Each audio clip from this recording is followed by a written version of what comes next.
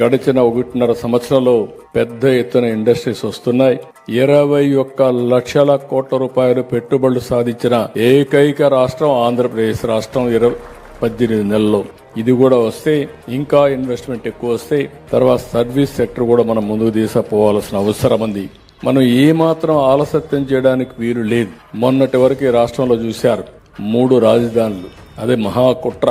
ఒక మాటలో చెప్పాలంటే 3 రాజధానులు మాట్లాడి అసలు రాజధాని ఏదో లేకుండా చేసి మనం ప్రపంచం అంతా కూడా అపహాస్యమయ్యే పరిస్థితికి వచ్చాం. కనీసం మీరు రాజధాని పేరు చెప్పలేకపోతున్నారని ఎంత నామోషిగా ఉంటుందంటే ఒకసారి నీ పేరేంటంటే మన పేరు చెప్పుకోలేని పరిస్థితికి మనం వచ్చాం. ఎక్కడి నుంచి వచ్చావంటే ఆంధ్రప్రదేశ్ రాష్ట్రం అంటే మీది ఎక్కడ రాజధాని అంటే చెప్పలేని పరిస్థితిలో ఉన్నాం. ఈ రోజు గర్వంగా చెప్పగలుగుతున్నాం మా రాజధాని అమరావతి అని.